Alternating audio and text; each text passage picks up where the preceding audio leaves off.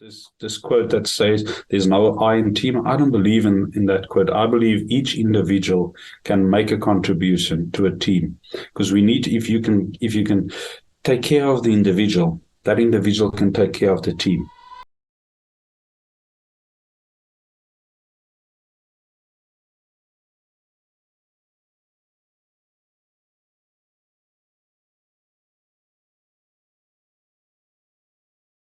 All right, this is it. Good day, ladies and gentlemen, and welcome back to the second episode of Ballers Brew. That is correct. You heard me. Ballers Brew, the world's hottest, most insightful, and relevant sports podcast that brings you diverse perspectives on various trending topics within the global sporting industry through thought-provoking discussions. Now, you may be wondering, Ballers Brew? I know, right? It is quite a tongue twister, but trust me when I tell you, this is a community that you want to be a part of. My name is Michael Bromfield, and I am the host and creator of Ballers Brew. For those that are tuning in, I am super stoked to have you listening. Now, after the first episode, I pondered over the thought of what is the best direction to take to further the discussion of going beyond the dynamic of athlete and coach. Shortly, following some extensive recon, I realized that there was only one individual that I wished to have joined me on the show. And after having been consistently asked to join Ballers Brew, I thought, why not? Wilbur Kraak is the head of the Division of Sports Science and an associate professor at Stellenbosch University. He is also the owner of WJK Coaching Consultancy. He has 2 PhDs, one in sports science and the second in sport coaching. He is the author of various publications and shares a vast experience within the realm of coaching. From wherever you are listening, please give Wilbur a big, warm welcome. Good afternoon, Michael. Thanks for the opportunity, and thanks for having me on your show. And first of all, well done on creating this platform. I think it's important that we share coaching education, and also that we, hopefully through coaching education and the knowledge that you'll get from the panelists and the speakers on your program, you'll educate far and wide. So good afternoon, everyone. And again, thanks, Michael. Thanks. It's great being here. Firstly, sir, thank you so much for availing yourself to be a part of the show. I know it has been an ongoing discussion, and it's something that I have always wanted to have you on, and there's so much knowledge and wisdom that you can share, and that is the reason I'd love to have you here, and I'm super stoked to have you on. I can't wait to unpack all the questions and just further discussion, as I know that there's going to be so much to take away from it. And maybe to start, I just want to, maybe for the listeners, if you could maybe share a little bit about yourself, just for those who may not know who Wilbur Kraak is, and just share a brief synopsis as to who is Wilbur Kraak and what does he do? Okay, yeah, it's a difficult question. So to summarize, it's difficult to talk about yourself. So I'm from a small town down in Cape Town on the West Coast, a town that really contributed to my development and who I am today, and still values. So it's a town called Momri, where that community really contributes to your development, as I said earlier, but also it gave me a sense of belonging, because a community that forms you, and I'm really a product of community, not just a product of my mom and dad, but really that community contributed, and that's also the values that I want to instill through my coaching. So I studied in Northwest University, came in 2010, started lecturing at Stellenbosch University, and later on moved on to fulfill a leadership position. I've got a passion for coaching, passion for young people, happily married with kids. They keep me grounded, keep me also my biggest supporters. Just my work, day-to-day work is really, for me personally, I believe it's to invest in students, because that's where you can make the most impact. And I transfer that approach to my coaching as well, where my philosophy and my approach to coaching is really to care about people and to create a platform and an environment where they can get the best out of themselves, and sometimes take them to a level where they didn't even know they're possible of going. So that is my approach to coaching, and that my upbringing plays a massive role in my approach to my coaching. Yeah, so that's in a nutshell who I am. I really, really love that. And there are so many little golden nuggets in there that I can't wait to further in our discussion. And I think it's really cool. And I would like to say, I think I've been honored to share a lot of those experiences that you talk about within our classes. And I've been privileged to have some of your knowledge imparted onto us. And I highly, highly appreciate that. And to maybe further, you mentioned that you obviously involved within SU. And could you perhaps comment on your role within SU and how that coincides within your private entity of WJK Coaching Consultancy? So I've always had a passion for coaching education, and I've always had a passion for learning. So that is the two things that really drives me. But that I think what is embedded under that is the passion for people. Working with students, so I've been in the higher education for now more than 12 years. It strikes me every year is that students are different and student trains and how we adapt as lecturers and as teachers, because I refer to myself as a storyteller, not really a lecturer, because I've got a different approach to creating that learning environment. But for me is I want to, in different side, coach at Stellenbosch University. I head up the sports science division where I work with people often. So where I get my kick from is to engage with people, and then students like yourself is also to learn from you. And I think we need to look at education and higher education differently, because we often see that the lecturer needs to be the most knowledgeable person, but I think we need to swap that role and flip it a bit, because often you get people in your class that know more than you. And how do you engage that people, and how do you make them part of the conversation? So there's a reason. So I'm more a storyteller than your traditional lecturer that stands in front, got a slideshow, because I want to engage people. And then I think people come to a higher education institute really to learn. And my role is to create an opportunity and an environment so that learning can take place. So that is how I see my role as a lecturer, as a head of department, and as a coach. Is a storyteller and to create an environment where people can grow and learn. You mentioned storytelling, and obviously I think it's really cool in the sense every individual has their own unique story. Everyone comes from diverse backgrounds, which form a part of who they are to the point that they are today, in terms of whether it be cultural backgrounds, social, contextual backgrounds, and it all forms a part of your identity. And you're able to display that in front of a class, which ultimately can help guide and educate other individuals to form a part of their identity to where they wish to go. Do you think your storytelling approach is something that may make your way in dealing with individuals unique? I don't think it's unique. I think everyone is unique and everyone brings something different to the party. For me personally, I think that's how I connect with people. Especially if you work in a higher education, it's very, if I can use the word clinical. It's a very step-by-step process, and I think we sometimes need to challenge those status quo. There's not only one way of lecturing. There's multiple ways, and ultimately a question that I often ask myself: whose learning opportunity is this?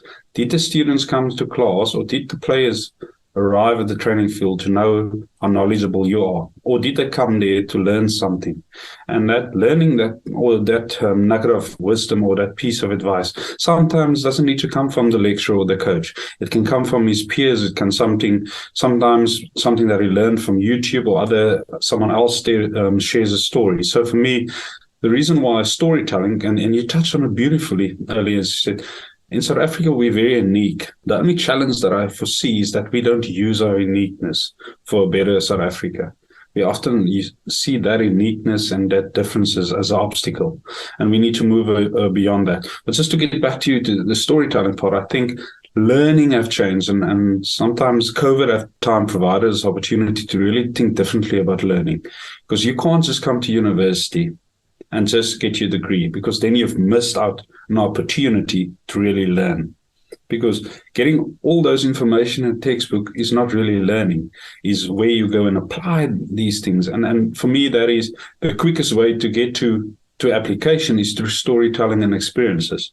And for me, that's why I envision that this approach could be useful. And then we must also take notice that not everyone learns like that. And then you need to create a platform where someone that learns differently, how do you stimulate that person? How do you make them involved? I like the questioning and posing a question, and so that we can start a conversation. Some people might not like that, but that person you need to approach differently. Maybe prepare them prior to, I'm going to ask you this question so that they can be comfortable. But But ultimately, it comes down to how do we create a learning environment for our students so that they can grow, they can learn, and for our players as well. So that is my focus and my philosophy to coaching and teaching. I think that's really cool. And it's something I've found that it's like a golden strand between some of our modules, especially looking at peak performance, coaching, and sports ethics, where there's a common topic that was discussed in class that revolved around philosophy in conjunction to the sporting industry. And perhaps as an individual that has been highly involved within various spheres of influence, can you comment and share some insightful information with the audience regarding your personal philosophies that have been critical in grounding and guiding you throughout your career? Yeah, I think it's important before we get into my detail, I think it's important that coaches have a coaching philosophy because that guides your actions, and linked to that philosophy is your why. Because sometimes if we so focus on the what, we forget the why, because that why is going to carry you through the tough times. So let's say you don't get the results. You're always going to fall back into your why you started this. Because it's easy to say, I want to win the league. But if you come second, then you didn't achieve your goal. But if my why is to influence people positively, I've got a bigger chance of achieving that. So it always comes back to why do we start coaching? And my goal and my aim and my why for coaching is to make, and I'm coaching in a male dominant sport, and I work with men. So for my goal is to make these players better men and better husbands at the end, and better dads. So that's ultimately why I use sport. A little bit of my philosophy. So it's based on certain principles, honesty, transparency, and then also to create a building principle for me is to get a cohesive team culture. Everyone is important, and I value. So there's this quote that says, there's no I in team. I don't believe in that quote. I believe each individual can make a contribution to a team, because we need, if you can take care of the individual, that individual can take care of the team. And that is my approach to teaching as well. So I need to create an environment where every individual can feel important and every individual can learn. And that's the same approach to my coaching. And I think my coaching philosophy comes from coaches that coached me. And that for me is an important part and played a massive role. And then also my grandfather played a massive role in instilling in shaping my philosophy. And I've got a lot of mentors like Peter de Villiers, Eugene Elof, Suzanne Ferreira, and they shaped my philosophy. And I call them also my critical friends, because as soon as I step out of line, these are the individuals that just align me again and say, you're deviating from your why. And that is important. So a philosophy for me is, it gives you direction. And a philosophy for me needs to be based on your values, your principle. But the most important thing is your why. Why do you start coaching? And I think, especially for younger coaches, when you want to go into this coaching environment, always ask yourself, why are you doing this? And sometimes that why is not the result, but it's the human part and the connection part, which I personally value. I think it's important to note every individual obviously has a why. The why do you do what you do? And something that you've mentioned now that strongly resonates with me is that it's very person-centered orientated. You're focused around the individual and how can you help implement strategies to help grow that individual to meet or maximize their potential. Would you say, or would you consider from what you're saying, you're very person orientated? So the idea of people for people, you're working for those that are around you to enrich your community, to uplift everyone simultaneously. Yeah, you're spot on, Michael. I even want to add a different level to it. It's not really person-centered, but need-centered, because you cater for the needs of that individual to make him a better person. So ultimately, doesn't matter if it's a classroom or a rugby field, when that individual steps into your space, you need to make a decision, or you need to ask yourself the question, how will I make this individual better? How will I make this experience memorable for this individual? And that's ultimately what it should be. And that's why I say, if you focus on that person's needs, that person will contribute to the success of your team. And again, taking in consideration, and you spoke about it at the start, is we be very diverse from a South African context. So how do we align all those individual needs? And that is where the art of coaching comes in. That is where you need to challenge yourself, and you need to think differently as a coach. How can I align these people? Let's say if people comes from 10 different places in South Africa, how do you align them? Because their lived experience are differently. Their experience, how they grew up is differently. So they bring something unique to that party. So how do we create that safe space space where they can be part of something bigger. I think it's very important. You touched on obviously the uniqueness within coaching and some of the important roles that as a coach you need to remember. And as I mentioned at the start of this discussion, one of Ballers Brew's goals is to provide insightful information through professional perspectives that go beyond the relationship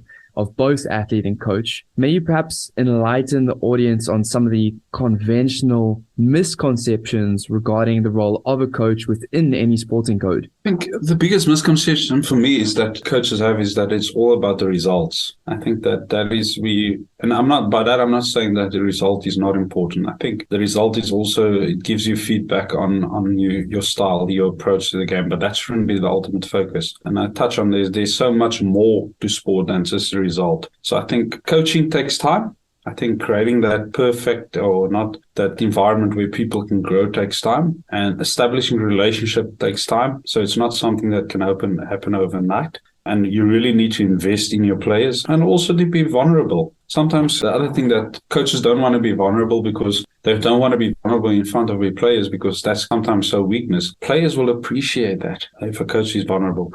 And it's fine to say, I don't know. Coaches don't need to have all these knowledge. And sometimes if they don't have answers to the questions that the player posed, it's fine to say, I don't know, but I'll find out. And for me, so I spoke about results and I spoke about the importance of team culture and I spoke about the importance of taking time. I think the other misconception that people always have is that even that players will play at a higher level. So when players get into your program, some of them will move on, others will not move on. And how do you create an environment so that you can stimulate both groups? So players might get into your program and they believe they're the next Springbok, and others are just there to enjoy themselves. So how do I create an environment so that both of these groups are stimulated? And that is for me, is the bigger challenge, and especially working in a student environment where ultimately the goal is for them to get a degree. And how can we use sport in that context? Just to use that as a tool to develop as better human beings, but also to socialize with people and to connect with people. To summarize your things, for me, is it takes time to build something special. That for me is, it's not all about results. There's much more than results, but I'm not saying it's not important. And then as the third thing is, you need to cater for all individuals in your program. Those that want to become a high-performance athlete, or those that just want to compete for to have fun and then to be part of something bigger. So that, for me, I think is the biggest misconception about coaching. And coaching is not easy. Let me end off that. Coaching becomes a lonely job because that is the environment that we create, that the buck stops with you. Yes, the buck stops with you, but you'll get the support structure. And I spoke earlier about mentors and people in your corner that assist you. So, Michael, that for me is, I think, the biggest misconception about coaching. It's not easy, but it's great. It's great working with people, and it's great to see people grow. And for me, that gives me the satisfaction. Do you think that then there may be a differentiation between working within a team environment to that of an individual sporting code? Although these misconceptions can be a commonality between the two, that it may be different due to the dynamic of the relationship that the coach shares with the athletes. Yeah, so there's a massive difference between coaching an individual and coaching a team. But ultimately, I like to, as I said earlier, my approach is to coach the individual. So actually, then I'm an individual coach within a team environment. So that is great. But I think what we can learn from an individual coach and apply it into the team sport is that every individual count, and relationship and connection is important. What we can learn again from a team sport, and we can transfer that to individual sport, is that every single person contributes to the success of that athlete or player. And that is important. And I do think we can learn quite a lot from individual coaches and from team coaches. That's why my mentors work with closely, and I'm good mates with Suzanne Ferreira, that is a Paralympic coach. And she often spoke about how do we create a family environment, even though we're individuals within a team, and how do we create that? And how do we create an environment where they often refer their quotes or their statement is run free. How can everyone create that safe space for that individual, even though we're individual sport, but still create that family environment. So I think that we can learn a lot from both environments. But just to get back to, I think sometimes with individual, let's say you've only got one or two athletes, you've got time that you can spend with that individual. Where in a team environment, yes, you're making time for the individual, but there is also, you need to make time for different units, for the forwards, for the backs, for the back three, for the 9 and 10, for the loose trio. So often in team sports, we speak about we don't have enough time. I think that is the biggest difference between the two dynamics, if I can call it that. But we can definitely learn from both. And if I can give some advice to coaches, is to get mentors and critical friends and maybe other coaches to connect with individual sports and team sport coaches, because they're going to teach you something unique that you can apply in your sport. And that is what I'm trying to do by connecting with these coaches. There's some very important factors that you've mentioned in there, which I think are essential within coaching, and it plays a part of the importance of what a coach is meant to do within any sporting institution in terms of how you deal with an athlete, whether it may be individual sporting code, whether it may be in a team environment, and just trying to understand the athlete in terms of the context of the sport, and then going beyond that to then now integrate that with the importance of what is the sport and how do we ensure maximum or peak performance for these athletes to ensure that at the end of the day, you can achieve the results that you are looking to achieve. However, results isn't always the key factor, as you mentioned, that drives a team, especially when you're looking at the differentiation between levels of athletes. So how does the role of a coach differ when one starts to include variables, perhaps such as an athlete's psychological well-being, or understanding the differentiation between both a junior or a high-performance player's needs?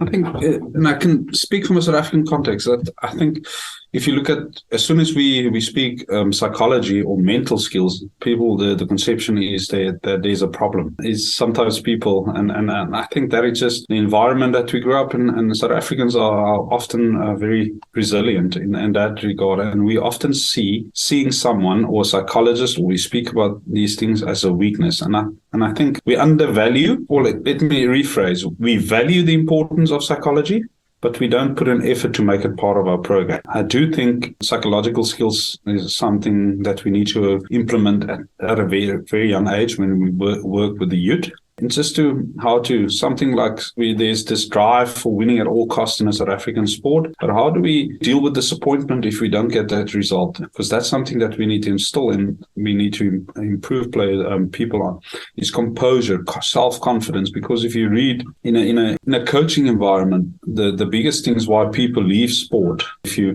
And we've done research there where students, they leave sport once they come to university. So why do they leave? Firstly, is they don't play enough, winning at all costs, and then the role of the parents. So I think there's at school level and at youth level, there's important that we do a lot of education. And my colleague, Professor Heinrich Grobelaar, he proposes that we have a youth program, and not a psychological, we call it mental skills program, so that we can prepare the youth for what they can endure once they move up to the next level. So just to get back to your question, the first part, yes, we definitely need to invest more in it, and we definitely need to make it part of our program, because that's going to assist people from developing, and also people integrated into a team setup, because that is important things. And for me, the most important thing is how we deal with that disappointment, but change our mindset regarding psychology and mental skills, and make it, how can we use this skill to become better human beings? How can we use this skill to create better programs? How can we use this skills just to give people an overall experience? And I think, so I'm not a psychologist, but I apply mental skills in my coaching, and I think that makes it easier for me to connect with people. And mental skills should be part of an individual development program. So my advice for young coaches and coaches in school level, look at players holistically and look at that player. What does this player need to compete in this sport from a technical, tactical, physical, and then also from a mental aspect, and then you develop. So based on that, you can in the IDB you can look at what is the strengths, what is the weakness, and what is the opportunities in order to make this person a better human being firstly, and then ultimately, in my case, a better rugby player. So I don't think we value psychological skills, or we rate it highly, but we don't do it enough, and it's not integrated into our program. We often get this, let's say Saturday we're playing an inter-schools game. Now we're getting a mental coach in on a Friday to come and motivate us. Yes, there is a place for that, but I don't think that once-off thing will make a massive contribution. But I think we need to make it part of our program, and not an add-on and not a nice to have, but really to install and to improve players ultimately. That should be the focus.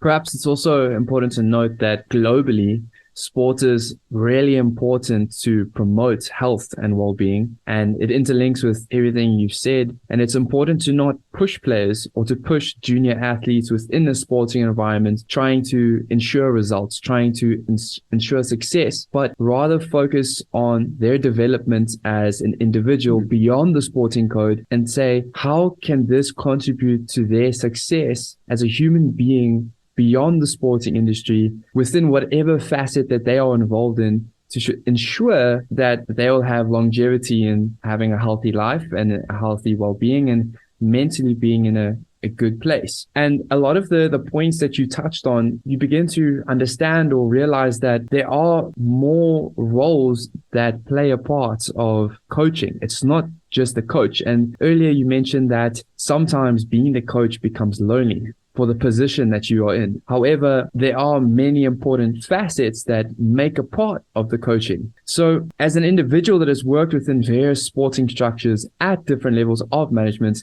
can you comment on the various roles that are pertinent within any structure that one needs to be cognizant of if they wish to ensure ultimate team success and development? Yeah, so Michael, rightfully mentioned that it varies on the different levels that you coach. So if I coach at a school level, I think it's important to have people that you surround you with, people that can work with the school kids. I think your more traditional structure is you'll have a head coach with your two assistant coaches, and then a strength and conditioning coach. You'll have a team manager. But I think it's important also to get someone involved that can, like an educational psychologist, to really work with these people differently. So that is important. As you move through the ranks, I think your coaching team becomes more specific. But I do think that we often spend lots of money and lots of time on the technical side of the game and the physical side and the tactical, but we neglect that. Let's have a mental coach as part of your team.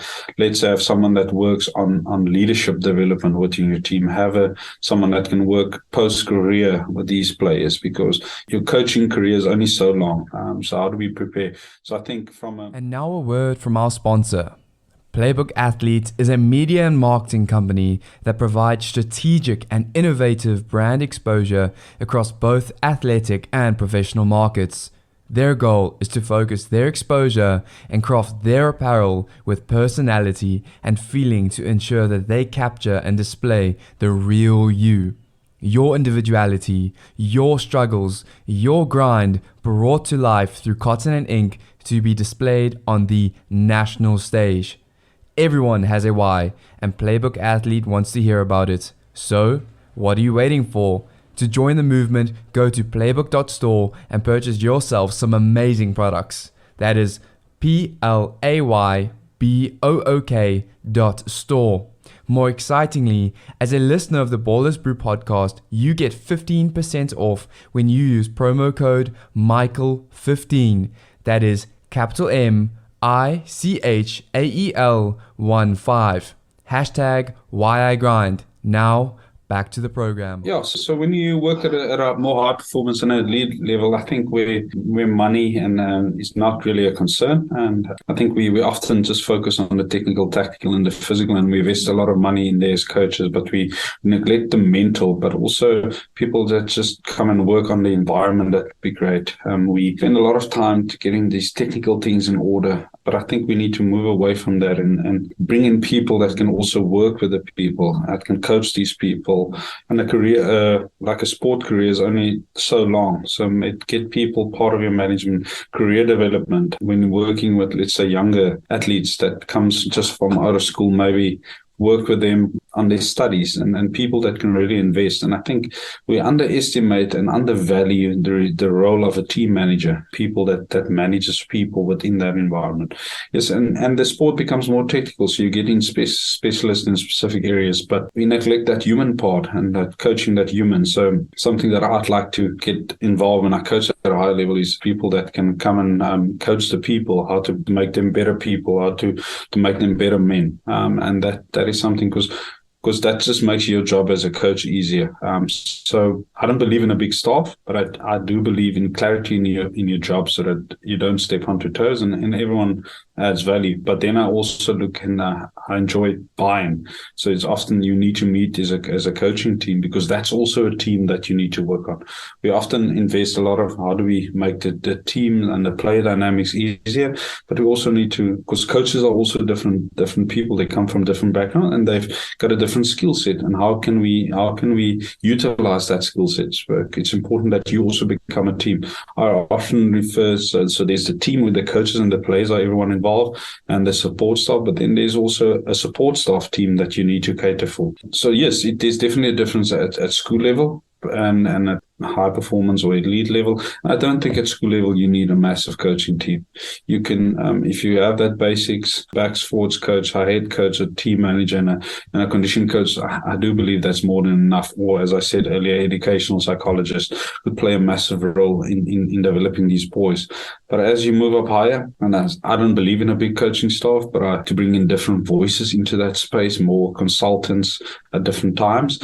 And I like to always base it on a theme, base my coaching on the theme specific week, and bring in someone that fits that specific theme, a different voice, and that's going to stimulate people and you place and create that environment. So yes, getting the specialist, but also cater for the human side of it, and that is what we neglect at a high level.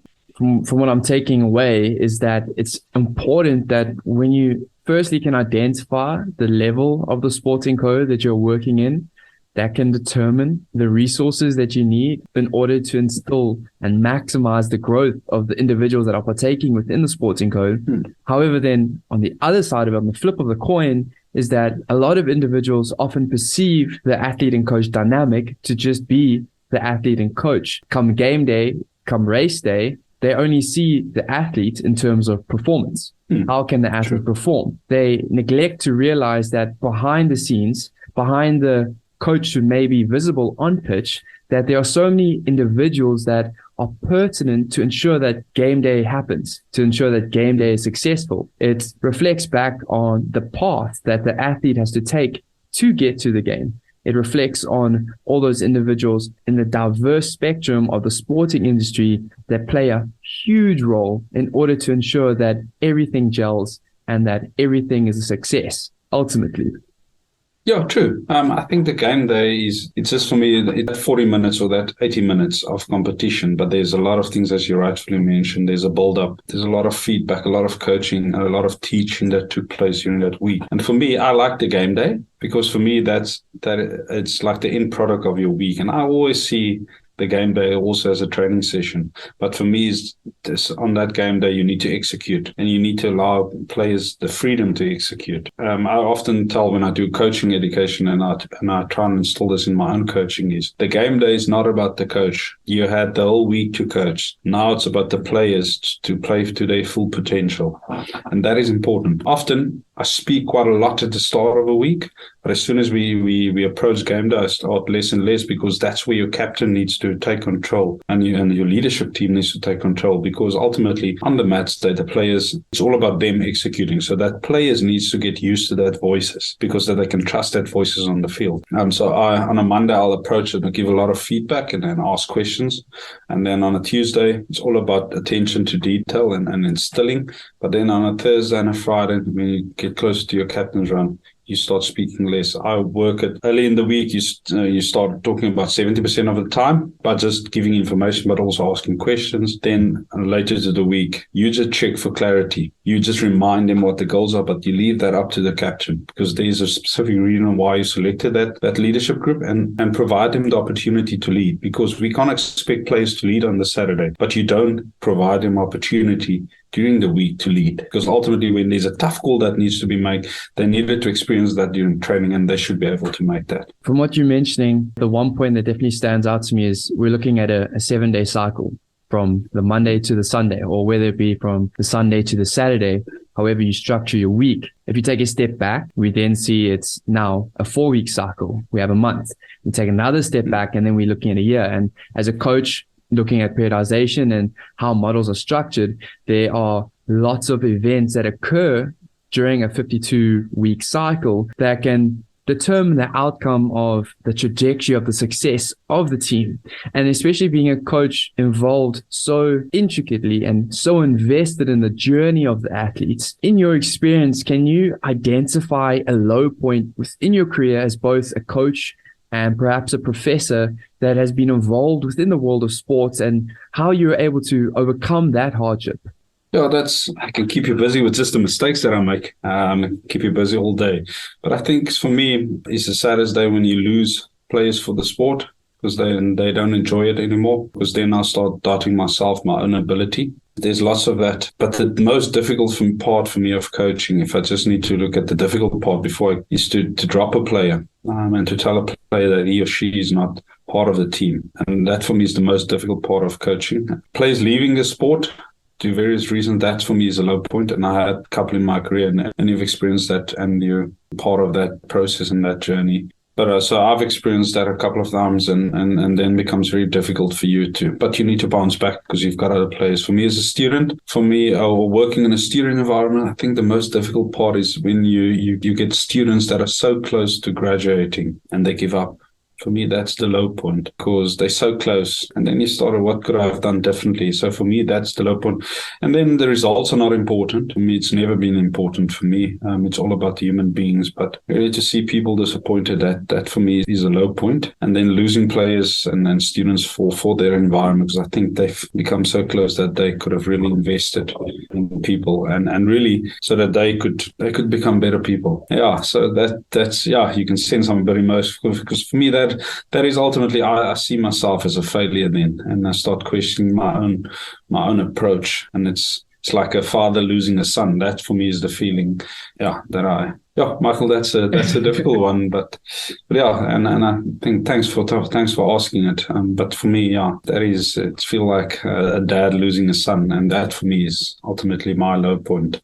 Through life, though, as individuals, we can often perceive it as to be a roller coaster. There are so many twists and turns and highs and lows, but it's through all of those differentiations that you as an individual are able to grow. And someone recently told me that it's through those low points that you're able to appreciate when you reach the top of the mountain. It's being able to go through the valley and reach the top of the mountain, to look back and reflect and go, wow, whether it may be you speaking about a student who's struggling and helping them get through that struggle, helping them get to that point of achieving success, or it doesn't have to be in the academic field, but helping them ultimately grow so that you as a team go through that journey together. Significantly with that, can you maybe identify a highlight or standout moment during your illustrious career involved within coaching or dealing with the development of students?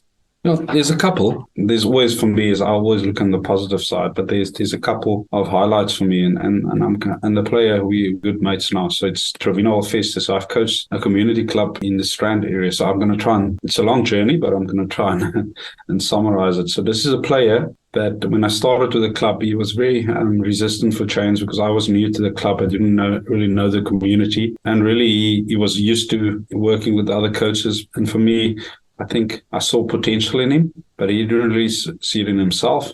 So I was really hard on him. And at the end that he also wanted to leave the club. And I said, you're welcome to leave, because I felt at that stage he didn't really live to his full potential. And then I said, but Wilbur, maybe you should change your approach to this. and maybe what can you do in order to win this player over. And for me, I start to know him as a person. And what I picked up is that he trusts very difficult because he's been disappointed in the past, because there's been expectations for him, and then coaches didn't keep to their word. So he trusts very difficult. And as we started to go into, I've started doing one-on-ones and visit their homes and just to get to know these people. And then I started to unpack, but there's much more to Tribunal Festus. And for me, that's a permanent. And then the next season, he became our Sportman of the Year and our Rugby Player of the Year. And for me, that is a personal highlight, because I could become part of his journey, because I saw the potential, but I don't think the environment that I created for him was the best. So I needed to change my approach in order to get the best out of him. And we good mates today, because I was hard on him and I kept him to high standards, but I knew him as a human being before I knew him as a rugby player. But in order to get to know him, I needed to step into his environment and his space.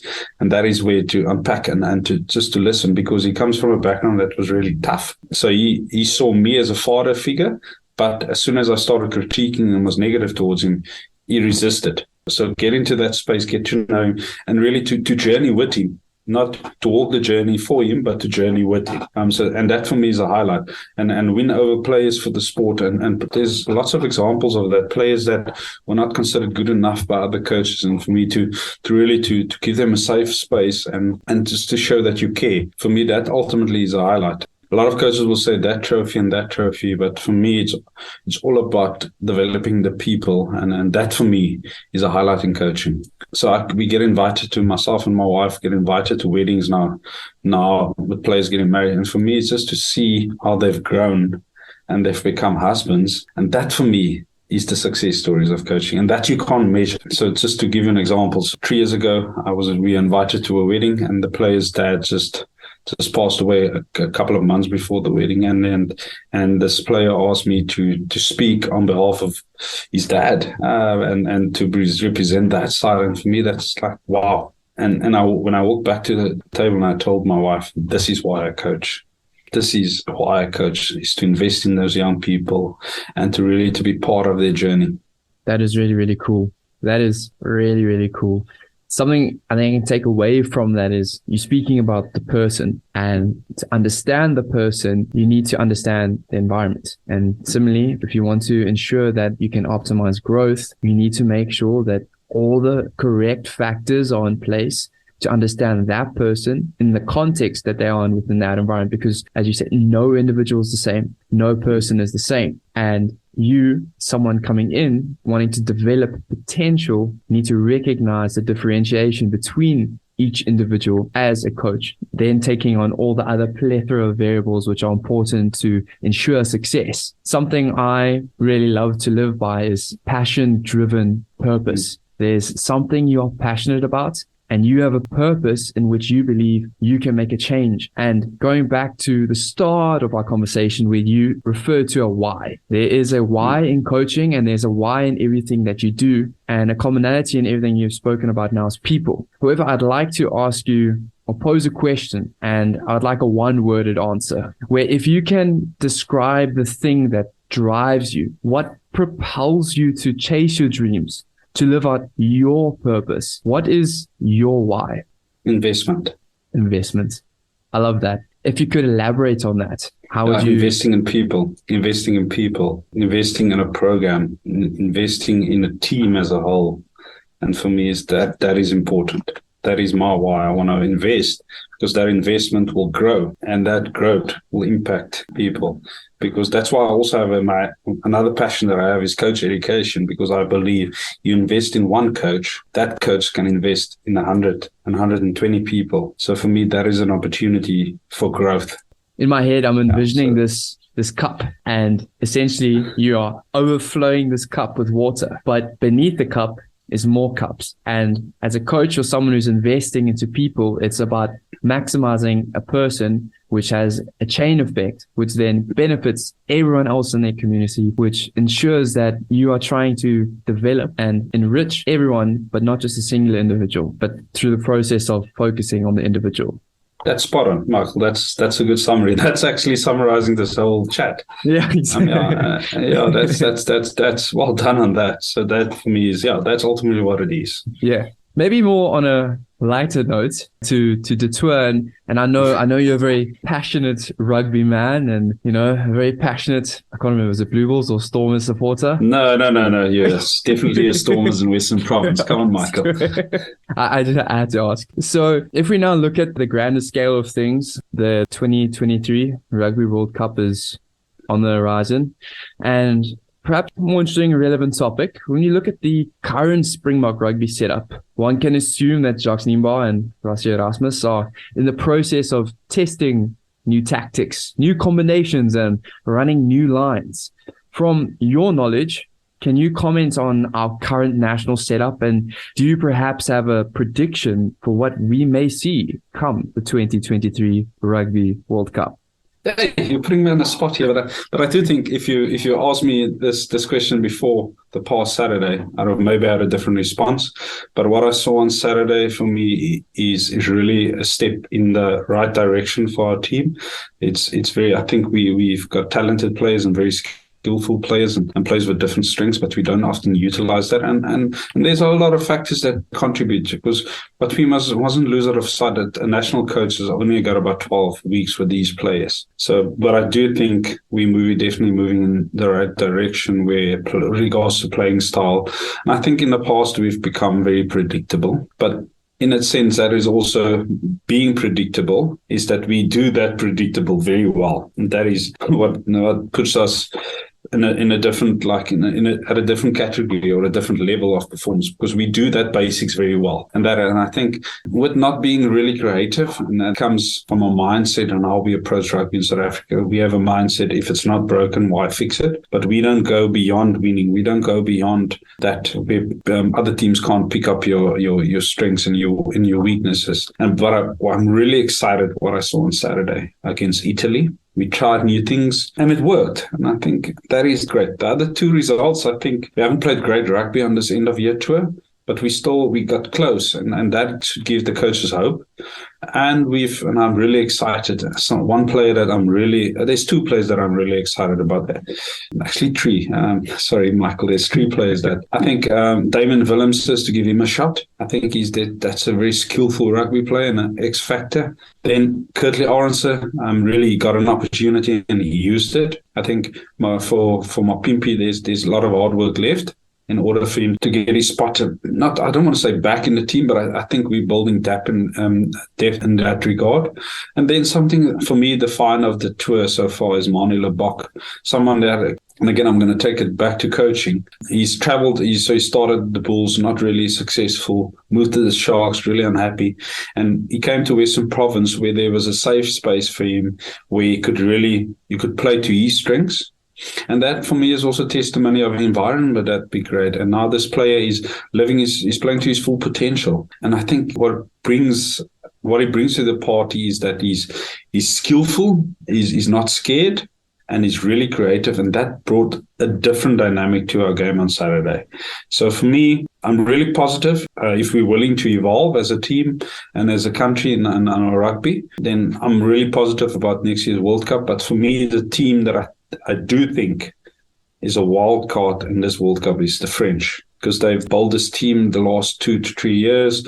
They've very knowledgeable people, the right people in their setup, and the right coaches. And I think what the coaches have brought is they've always had this flair. Now they've mixed that flair with a bit of structure and and great defensive systems, because I think they'll do well. And then your New Zealand will always be competitive. But so the top 4 for me, it depends on what happens in that quarterfinal. I don't think the Irish will be competitive. I think we might get them, us or New Zealand will get them in the quarterfinal, and we might get New Zealand in the semi-final. But I do think if I need to choose 4 teams, that for me, I do believe will do well. It will be the Springboks. Always give them a shot. New Zealand will always be in there. The French. And then I've seen something very nice and something great about Argentina under Michael Cheika. And I do think they have the abilities. So they've got the aggression, they've got the flair. I do think they just need a bit of consistency and they need to work on their discipline. But that is the 4 teams that I'm really excited to see at the World Cup. And then also teams that your Chiles and your Portugals, for me, that is what makes the sport so great, is that no one gave them a shot. And both Chile and Portugal beat USA to qualify for the World Cup. So I'm really excited to see how they go. And then on this past Saturday, we had upset where Georgia beat Wales. That was a big one. So I think, I do think this World Cup is going to be really close, and it's not going to be a one-sided affair where 2 or 3 teams will dominate. But that's my 4. That's my prediction. And then we shouldn't forget Eddie Jones. Eddie Jones is very English. Eddie Jones in England. Eddie Jones is a very creative coach, and he can get the best out of that players, and he can coach players to win a World Cup. And that is, but I'm really excited about this World Cup. There's going to be 20 teams, and for me, any given day, anyone can beat any team. But I'm excited to see there's minios of world rugby, the Portugals, the Chiles, how they compete. And then, I'll give the Springboks a shot. I think we have a good opportunity. We've got the experience. We've got the systems in place. I just think take a bit more risk on attack, be a bit more creative, just play. And I think, and enjoy the moment as well.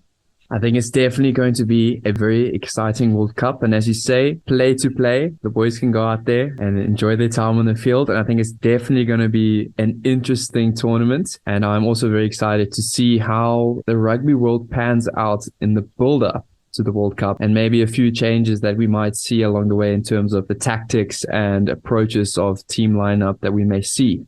To end off, I would love to ask if there's any advice that you can give to the listeners who may be interested in pursuing a career within the field of coaching or sports science, or within any other pertinent facet that is integral to the sporting industry. I think the first thing, thanks, Michael. And first of all, thanks for the opportunity. It was great to chat. And I really enjoyed chatting. It's great chatting about coaching because that is what I value. But the first thing that we need to remember, it doesn't matter at which level you coach or what your role is within an organization or at a school, is that you're in the people's business. You're working with people. You're people builders. That's the first thing that is important. The second thing is you need to know your why for coaching, because that's going to carry you through when it's tough and lonely. And the third thing is you need to be real and you need to be authentic. Be yourself. Don't try and copy other coaches, because that's what's going to make, by being unique and authentic, that's going to set you aside from other coaches. So that's my 3 things. You're working with people, put people first. Second thing is know your why and be real, be who you are. That's the 3 things that I want to leave to the listeners. That is awesome. And as you have heard it, definitely the sporting industry, understanding individuals, it is purely focused people for people. How do you interact? How do you engage? And how do you ultimately ensure that you can maximize potential and growth? For those of you that are listening, and again, that have made it all the way to the end of the podcast, I do highly appreciate your time. And I do hope that you have liked this episode and that there's been a lot of enlightening and insightful information. And I do promise that there will be many more episodes to come. And from here, I am your host, Michael Bromfield. Please like, subscribe, and follow for more. That is it. Ballers Brew, signing out.